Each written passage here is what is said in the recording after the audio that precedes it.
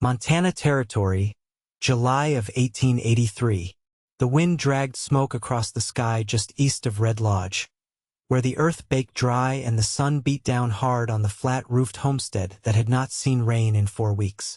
2 children stood alone outside it, barefoot in the dust, their eyes fixed on the figure disappearing into the distance. Horse, saddlebag, no goodbye.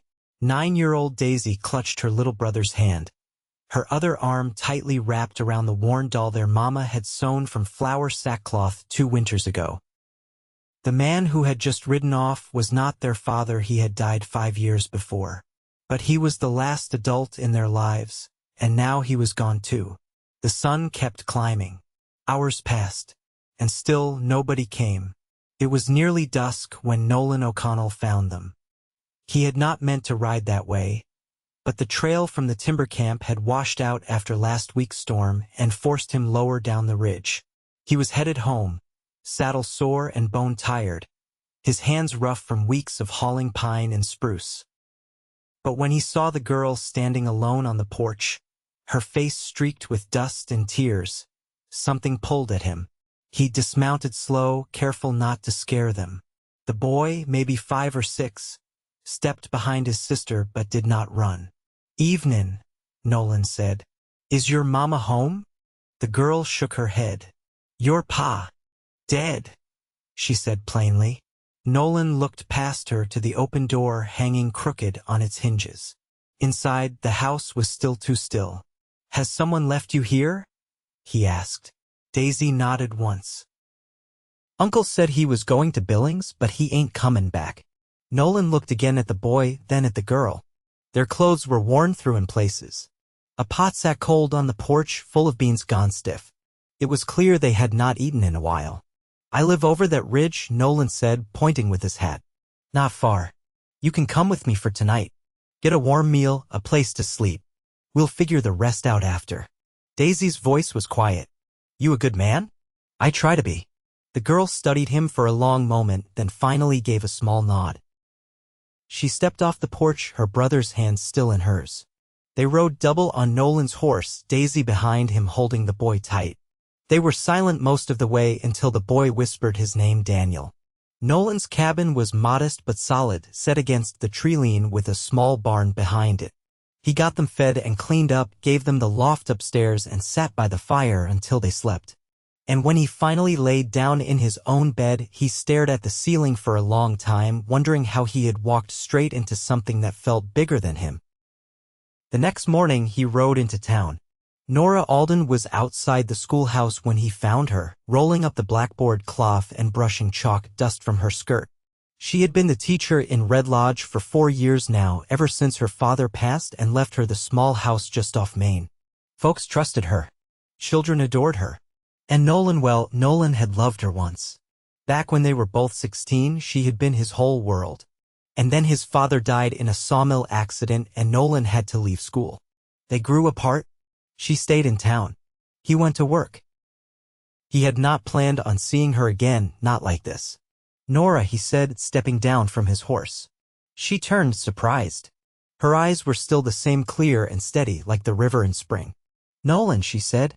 "It has been a while." He nodded. "I need help." Those 3 words made her straighten. "There are 2 children up at my place. A girl and a boy. Been abandoned. I found them yesterday, left alone out near the foothills." Nora's face changed. "Are they all right?" "They are fed and warm for now. But they need more than I know how to give." "You want me to come up there?" He hesitated. "If you can spare the time. I do not know what to do with a little girl who asks questions I do not know how to answer." A small smile tugged at her mouth. "You were never much for answers." He flushed. "No, I was not." She untied her apron and hung it over the porch rail. "Let me get my bag." Back at the cabin, Daisy eyed Nora warily at first. But once she heard the soft tone in her voice, saw the way she gently untangled Daniel's hair with her fingers, the girl relaxed. Nora stayed the night, sleeping on a cot Nolan dragged down from the barn loft. The house felt strange with 4 people in it, but also somehow right. They fell into rhythm over the next few days. Nolan worked the land and kept the fire going. Nora taught the children letters and numbers, told them stories about animals and far-off mountains. She braided Daisy's hair in the morning, showed Daniel how to hold a pencil. And Nolan watched her. He pretended not to, but he did. The curve of her hand as she stirred stew. The way her eyes softened when she looked at Daniel. How her laugh had not changed since they were teenagers. One night, after the children had gone to sleep, she stood outside on the porch, arms folded against the chill. Nolan stepped out and handed her a mug of coffee. "Thank you," she said. He nodded, eyes on the stars. "You did not have to take them in," she said. "Most men would not." "I didn't think about it," he said. "Just saw them and knew I could not ride away." She looked at him carefully. "That is who you have always been, Nolan." He glanced at her. "I am not that boy anymore." "No," she said. "You are a better version of him." He did not know what to say to that. A quiet settled between them, the kind that felt full, not empty. Later that week, they rode into town and spoke to the sheriff. No one had come looking for the children. No relatives, no letters, nothing. They were truly alone. Nora stood beside Nolan as the sheriff asked, "You want to keep them?" Nolan looked down at Daisy and Daniel. The boy had his hand wrapped tight around Nolan's thumb. Daisy's eyes were full of hope. "Yes," Nolan said. "I do," Nora added quietly. "We do." She did not mean it romantically, not yet, but something in Nolan's chest tightened anyway. Back at the cabin that night, Daniel fell asleep in Nolan's lap by the fire. Daisy curled up beside Nora on the rug, her head against the woman's shoulder. Nolan looked over at Nora. She met his eyes. They did not speak. They did not need to. But something had shifted. Something real. And it was just the beginning. The first hard frost came early, curling the edges of the squash vines in Nolan's garden and turning the air sharp enough to see your breath by dawn. Nora stood by the stove one morning, rubbing warmth into her hands while the children still slept upstairs. The kettle hissed low. Nolan sat at the table, mending a tear in Daniel's trousers with steady hands, his needle looping through the cloth like he'd done it 100 times before. "I'll need to get the root cellar cleared before snow sets in," he said, not looking up. Nora nodded. "And I'll start drying the herbs I gathered. The wild mint's near gone already." They spoke easily, the way people do when they've shared quiet work and long evenings. But lately, Nolan noticed how often her eyes lingered on the horizon, especially when the mail wagon passed down the trail below. She never said what she was looking for. That afternoon, Daisy helped Nora string beans by the window while Daniel dozed on a folded quilt by the warmth of the fire. Nolan split without back. The dry crack echoed down the slope, startling a raven from the pine. He paused, wiping sweat from his brow, and spotted her walking toward him with a wool shawl tight around her shoulders. "You left this inside," she said, handing him a canteen. He drank, then lowered it. "You've been quiet." "I've been thinking." He leaned the axe against a stump. "About what?" She looked down at her boots. "About what comes next." "Something troubling you?" "No," she said. "But I can't stay here forever without knowing where I stand." Nolan's hands curled slightly. "You think I'd turn you and the children out?" Her head came up quick. "No, not for a moment. But I also know this isn't the life you planned." "I never planned much," he said. "Life never gave me the time." She stepped closer. "I didn't come here to stay this long. I thought I'd help you get them settled, then go back to town, back to the school. You still could. They'd take you back." She didn't answer right away. Then, "I'm late, Nolan. By almost 2 full months." He stared at her, trying to make sense of it. Her arms tightened around her middle. "I didn't want to believe it. Not after everything that happened in Miles City. But I know my own body. There's no mistaking it now." Nolan's voice was low. "The man who left you, he the father?" She nodded once. He stepped back, rubbed a hand down his jaw. "Do you want to find him?" "No. I don't want him near me. Or this child." He studied her face. There was no tremble in her voice, no flicker of doubt. "I'll ask once and only once. Are you sure?" "I am." He looked away toward the smoke curling from the cabin chimney. You didn't have to come here.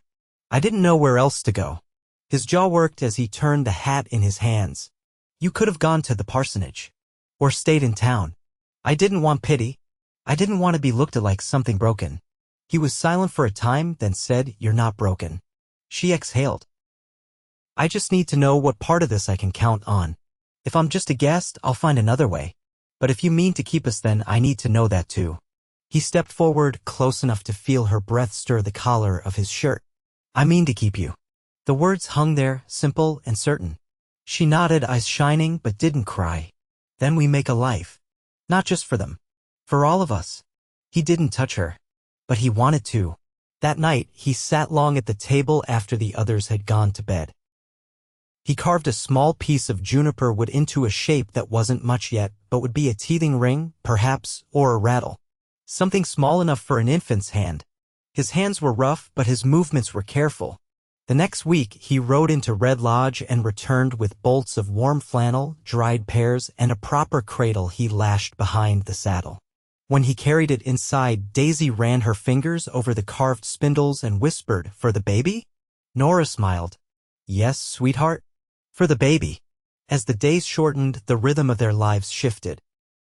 Nolan moved his cot to the barn to give Nora the downstairs room.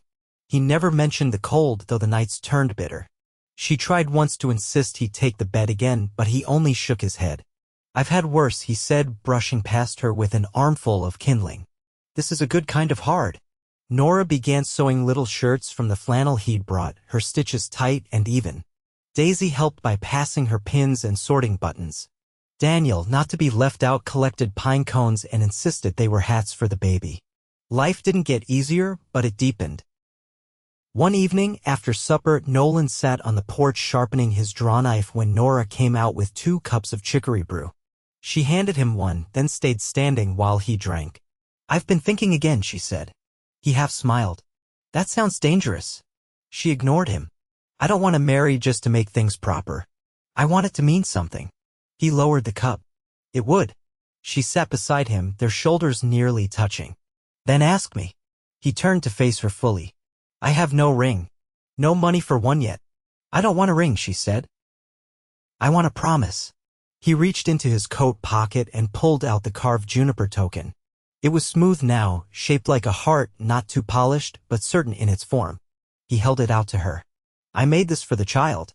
But I'd like you to have it first. She took it with both hands, silent for a long moment. Then, yes. He leaned in and their foreheads touched. No kiss, not yet.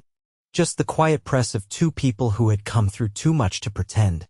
The next morning, Daisy came downstairs and found Nolan stoking the stove, Nora slicing apples for a pie. Are we a family now? She asked. Nolan looked at Nora. She nodded. Yes, he said. We are. In the days that followed, they told no one in town, not yet. The world could wait. There was wood to stack, corn to shuck, and a child to prepare for. As her belly grew, Nolan built a rocking chair from pine boards left in the back of the barn. He sanded it smooth and set it by the hearth. Daisy taught Daniel how to fold diapers from flour sacks. Nora showed him how to warm milk with honey when the baby cried. They practiced wrapping a bundle of rags as if it were already here. One night, as snow began to fall in soft hushes outside, Nolan sat by the fire, Daniel curled up against his side, Daisy asleep on Nora's lap. He watched the flames flicker over their faces and thought, not what I planned, but everything I ever needed. And when Nora looked up at him, her eyes steady and full, he knew she had found her refuge. Not in the cabin. In him. The wind came down off the Absaricas in long, cold sighs that October, flattening the grasses and stripping the cottonwoods bare. By then, Nora's belly had grown round beneath the heavier dresses she'd sewn herself, and Daisy had taken to resting her head against it when they sat by the evening fire, listening for movement like it was a secret only she might hear. Nora moved slower now, careful on the frost-slick steps and deliberate with her work. Nolan watched her more than he spoke, noting how she braced herself with one hand when rising from a chair, how she paused sometimes mid-task and closed her eyes, breathing through some discomfort she didn't name. But she never complained. Nora Alden didn't know how to be idle, and Nolan didn't try to force her into rest. He offered his hand when she needed it and kept the woodpile high without being told. One morning, as the sky hung low and dim, he returned from checking the traps and found her standing at the back window, her hands wrapped around a mug of steeped wild rosehips. He set the pail of pelts by the door. "Snow's coming. I can feel it," she said, not turning. "Your joints." "No," she said softly. "Something else." He stepped close behind her. "What is it?" She turned, then met his eyes. "It's almost time." "I can feel that, too." He didn't speak right away. Then he reached out and touched her wrist, his calloused thumb brushing the thin skin above the pulse. "When it starts, I'll ride for Mrs. Bell. She lives 2 hours from here. I can make it in one if I move fast." She didn't argue. Instead, she leaned into him, her forehead resting just beneath his chin. They stood like that until Daniel came thumping down the stairs, asking if the pond had frozen yet. Life kept moving, faster than either of them had planned.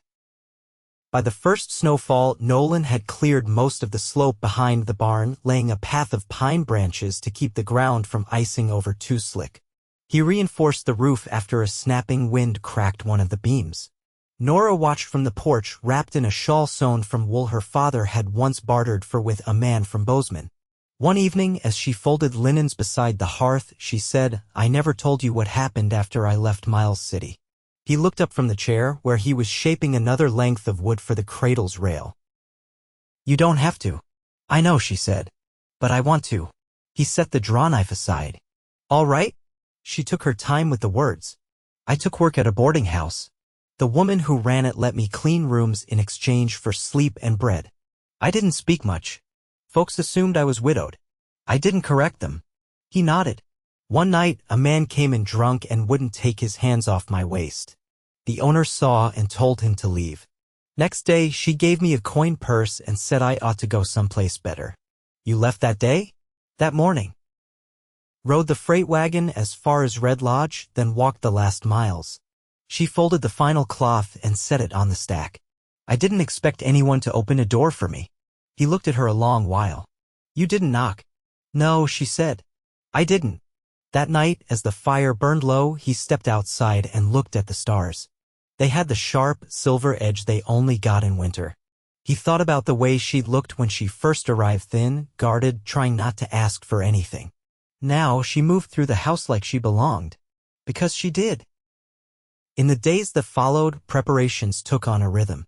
Daisy mended swaddling cloths under Nora's direction, her small hands learning to stitch clean and straight. Daniel helped Nolan gather moss and dried grass to pad the cradle. The cabin smelled of cedar and warm milk, and something unspoken settled over them like a hush before a storm. It came the second week of November, just after midnight. Nora shook him awake with a firm hand on his shoulder. "It started," she said, her voice steady but tight. He rose instantly, pulling on his boots. "I'll go." She gripped his sleeve. "Be quick." He rode hard, the snow falling in thick, wet flakes, the dark pressing down around him.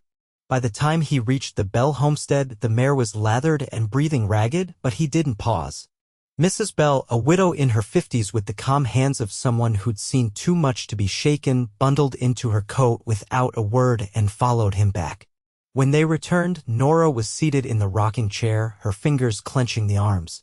Her face glistened with sweat, but her jaw was set. Mrs. Bell took over quietly, sending Nolan to stoke the fire and heat water. He worked with a strange clarity, every motion precise. The children stayed upstairs, hushed and watching through the banister. Hours passed. The storm deepened. The wind howled outside, but inside the cabin, the world shrank to the sound of Nora's breathing, the low instructions of Mrs. Bell, and the crackle of the fire. At first light, Nolan sat on the floor near the hearth, his eyes gritty with exhaustion. He didn't hear the baby's first cry so much as feel it, a sound that cut through everything and pulled him to his feet. Mrs. Bell stepped out of the bedroom, her face soft. You can come in now. He crossed the threshold slowly. Nora lay back against the pillows, her hair damp, her eyes half-lidded but glowing with something fierce and quiet. In her arms was a bundled shape wrapped in one of the flannel blankets Daisy had hemmed.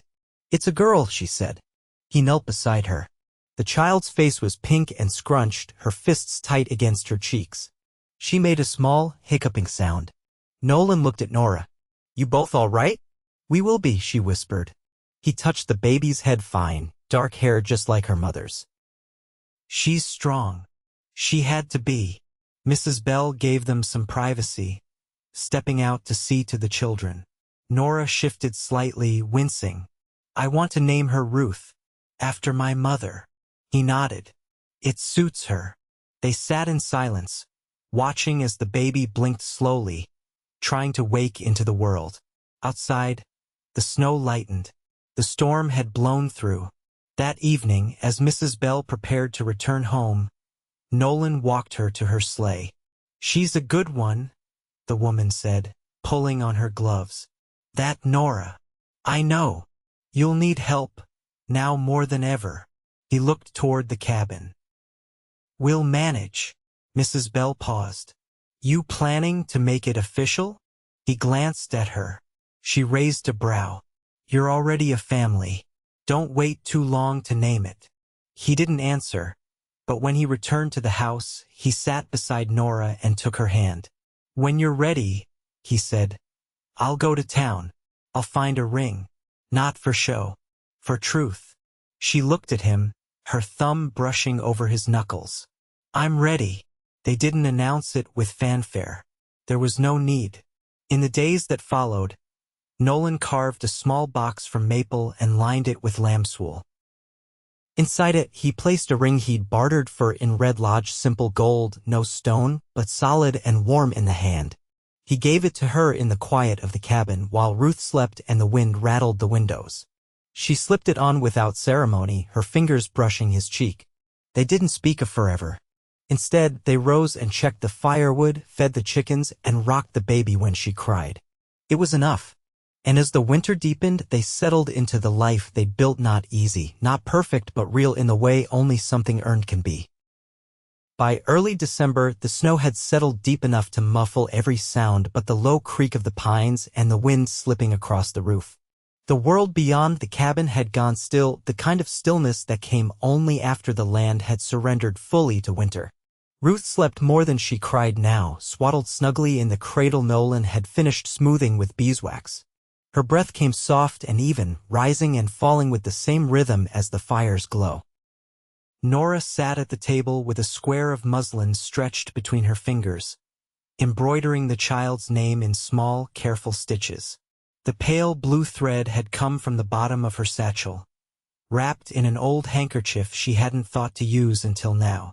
She hadn't touched embroidery since her father's funeral. Her fingers ached with the unfamiliar repetition, but she kept at it, not for beauty, but for permanence. Nolan had gone out before sunrise to check the trap lines along the south ridge. He'd left without rousing anyone, but Nora had known the moment he'd stepped off the porch. The air changed when he left, not emptier, but quieter in a way that made her unsettled. When the door opened again mid-morning and he stepped inside, snow dusted across his shoulders and the brim of his hat. Nora didn't look up at first.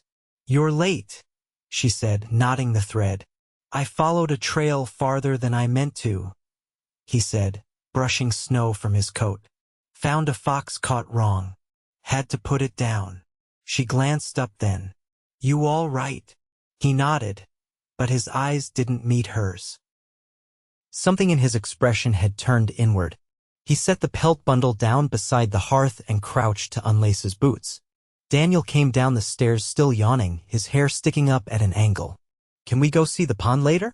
"We'll see," Nolan said. "Ice is thin in places." Nora folded the muslin and stood, crossing to the stove to reheat the porridge. She didn't press Nolan, not yet. That afternoon, when the children were down in the barn helping feed the goats, she found him outside, sharpening the blade of his old draw knife in long, steady strokes. The sound scraped through the quiet. "You've barely said 3 words since you came back," she said, folding her arms. He kept sharpening. Didn't reckon there was much to say. There usually is when you start wearing silence like a coat. He set the blade down on the bench. I passed the old stage trail. About a mile off. She waited. There was a wagon tipped over. Looked half burned. The snow had covered most of it, but the wheel hub still showed. Same brand that used to run freight down from Miles City. Her mouth went dry. Did you see anyone? No, she stepped closer. You think it was his? I don't know. He didn't say the man's name and she didn't ask him to. There was no use digging up what was already buried. But the news set between them like a weight added to the table. That night, after the children were asleep, Nora took down the small tin box she kept on the mantel. Inside were the letters she'd written but never sent, notes to her mother, and a single folded page she hadn't looked at since before Ruth was born. She opened it now, hands steady, eyes clear. He'll never come looking, she said, not turning. He was never that kind of man. Nolan leaned against the doorframe. Still, I'll keep watch closer. Just in case. She folded the letter and set it back. He doesn't own any part of this life. Not anymore. I know that. She crossed to him, voice low. You're not just shelter. You're the place I chose to land. He met her gaze. You don't have to keep proving yourself to me. I'm not. I'm proving him wrong. He touched her cheek then, not with hunger or hesitation, but with something steadier. She leaned into the touch, and for a moment, the room felt warmer. A week later, the first mail run of the winter made it through. The driver brought 2 letters and a parcel, one addressed in the careful script of the Red Lodge clerk. It held the license Nolan had applied for, folded between 2 pieces of stiff paper. He handed it to Nora in the kitchen, his face unreadable. It came. She opened it slowly, eyes scanning the page. Then she looked up. Do you still want this? I wouldn't have sent for it otherwise. She set the paper aside. Then we'll do it here, quietly, on our terms. They chose a day near the solstice. No guests. Just the 4 of them and the parson from Red Lodge, who came bundled in a wool coat 2 sizes too large and left his boots by the door without being asked. Daisy wore a dress Nora had mended with lace trim, and Daniel held Ruth's hand while Nolan and Nora stood facing each other in front of the hearth. The parson's words were brief, his voice warm and low. When he asked if they would take each other in days of peace and in hardship, they both answered without pause. After, Nolan slid the ring onto her finger, not with ceremony but with quiet certainty. Her hand trembled just once. The children clapped lightly, not fully understanding but sensing the moment's weight. That night, after the parson had gone and the house had grown still again, they sat by the fire while the embers sank low. Nora leaned her head against Nolan's shoulder. He looked down at her. You cold? No, she said. Just full. He wrapped an arm around her, his grip easy but sure. The ring caught the firelight as she reached up to adjust the blanket over Ruth's cradle. Winter deepened. Snow climbed the windowsills and the pond froze thick enough for the children to slide across it bundled in scarves. Nolan taught Daniel how to check the snares properly, and Daisy learned to bake biscuits that didn't burn around the edges. Nora kept teaching, not in a schoolhouse, but at the table where she and the children practiced sums and letters between chores. She read aloud from the Bible some evenings, and once, when Ruth couldn't sleep, she sang a lullaby in a voice Nolan hadn't heard since they were 17. One evening, as Nolan came in from checking the barn roof, he found her standing at the window again, watching the last light fade. Something on your mind? He asked, hanging up his coat. I was just wondering how we'll manage when spring comes. He joined her, looking out at the snowdrifts. Same way we've managed everything else. One day at a time. She turned to him. You think we'll make it? He didn't answer right away. Then I think we already have. She smiled, and it wasn't cautious or uncertain. It was full. Behind them, Ruth stirred in her cradle. Daniel rolled over on the rug and nestled deeper into the quilt. Daisy murmured something in her sleep and reached across the small bed toward her brother's side. The house was quiet but not hollow. It was the quiet of something alive and rooted. Nora reached out and took Nolan's hand, fingers weaving between his. I want to plant a garden come spring. Something that'll come back year after year. He squeezed her hand gently. Then we'll start with that. Outside, the snow kept falling, soft and sure. Inside, the fire held strong. The thaw began slow that year, the kind of spring that didn't announce itself with fanfare but crept in beneath the snowbanks, loosening the earth 1 inch at a time. Meltwater trickled down from the ridges in thin, cold ribbons, soaking furrows Nolan had cleared in the hard soil beyond the barn. The wind still carried a bite, but the sun lingered longer each day, and the birds had returned to the high branches, testing their voices with cautious notes. Nora stood near the edge of the small garden plot with Ruth in her sling, her palm pressed to the curve of her daughter's back. Daisy knelt beside her, pressing seed potatoes into the soft dirt. Nolan had turned that land by hand, the calluses on his palms thicker than they'd been even through winter, but he never once complained about the ache. It was the kind of ache that came from building something lasting. She'll be walking before the first frost, Nora said, brushing a curl back from Ruth's brow. She'll be running by the time the corn's in, Nolan replied, setting down the hoe and stepping back to check his line. She's already trying to follow Daniel when he's not looking. Ruth squealed softly, her small fingers tightening around the edge of Nora's collar. She had Nolan's quiet eyes and Nora's mouth, and she watched the world with a patience that felt older than her months. Daisy looked up. Can I plant the onion sets next? Nora nodded. Just be sure the rows stay straight. The girl squinted up at her. I was careful with the potatoes. You were, Nora replied. But onions are fussy. Like you before breakfast. That earned a rare grin, and Daisy returned to her task with determination. Nolan stepped beside Nora, his arm brushing hers. I saw fresh tracks near the upper ridge. Elk coming down early. You think the snow melt's pushing them off the higher trails? More likely they're hungry. Might be a lean year for forage. She shifted Ruth gently. Will you hunt? When the time comes. I'll wait until the calves are older. By early April, the garden had begun to show green. The cabin, always warm through winter from the fire, now felt sunlit and open. Nolan had built screens for the windows out of pine frames and cheesecloth, and Daniel helped tack them in place to keep the flies out. Daisy took to sketching wildflowers in a notebook Nora had saved from her teaching days.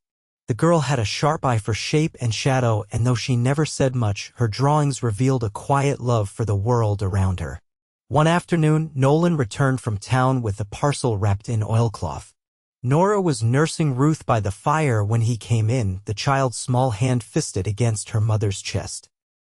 Nolan set the package down without a word, then crouched to unlace his boots.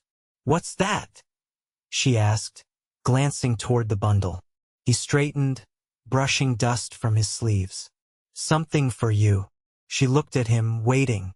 I went to see the clerk, he said. About the deed. Her brow furrowed. What deed? To the land. I wanted it in both our names. Her breath caught. You didn't have to do that. I know. He stepped closer, his voice steady. But I wanted to. This place, it's yours as much as mine. More even. You're the reason it feels like home. She didn't answer right away. Ruth had fallen asleep against her, her lips slack. Nora shifted her gently and laid her in the cradle. Then she crossed the room and unwrapped the oilcloth. Inside was a sheaf of papers, a sealed envelope from the county office, and a small velvet pouch. She opened it slowly. Inside was a ring plain gold, but this one set with a small oval garnet. The stone was deep red, catching the firelight with quiet warmth. Nolan watched her. I know I gave you that first ring without much ceremony. But this one is for the vows. Her voice was soft. You already asked me. I know, but I want to marry you proper. She reached for his hand. Then let's do it right. They set the date for the first Sunday in May. Mrs. Bell returned to help with the arrangements, bringing with her a length of old lace Nora used to edge the hem of her dress.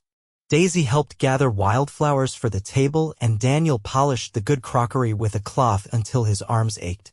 Ruth had begun babbling by then, her voice full of new sounds, and she watched all the activity with wide, curious eyes. The day came clear and bright, the sky a soft blue that stretched endlessly above them.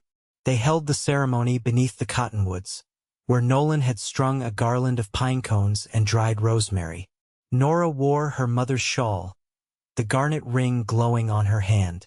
Nolan had trimmed his beard and brushed the dust from his best shirt, the sleeves rolled neatly to the elbows. The parson came again, his voice as steady as it had been that winter, his presence simple and respectful. This time, the vows were spoken with the children on either side of them, Daisy holding Ruth, Daniel standing straight as he could, boots polished and hair combed flat. When the words were said and the ring slipped onto her hand, Nora looked up at Nolan with something fierce and quiet behind her smile. "I do," she said. He answered her without hesitation. They didn't dance, but they ate together in the afternoon sun, sharing bread and dried cherries and the honey cake Mrs. Bell had baked. Daniel fell asleep beneath the table, arms curled around a carving Nolan had made him, a small bear with rounded paws and a notch in its back to hold pencils. Daisy sat beside Nora, the two of them laughing over something Ruth had done with her spoon. Later, when the guests had gone and the sky had turned amber with evening, Nolan and Nora walked the edge of the field together, their hands linked between them. "Do you think they're happy?" she asked, nodding toward the cabin where the children's laughter still echoed faintly. "I do," he said. "And safe." She stopped walking and leaned into him, her head resting against his chest. "Then we did it right." They stood there as the sun dipped low behind the ridge, the air cooling, but not enough to chase them inside. Years passed quietly after that. Not without hardship. There were lean seasons and long storms, a fire once near the barn that Nolan caught in time, and a fever that took Daniel to bed for 10 days. But through it all, they endured, not by luck, but by the quiet labor of love they'd laid down across every inch of the land. Ruth grew tall and sharp-eyed, always with a question on her lips and a story half-formed in her hands. Daisy learned midwifery under Mrs. Bell's tutelage and went on to help deliver nearly every child born between Red Lodge and the River Bend. Daniel ran traplines with Nolan by the time he was 12, and by 15, he'd built his own sled with pine runners and a harness rig he'd fashioned from scrap leather.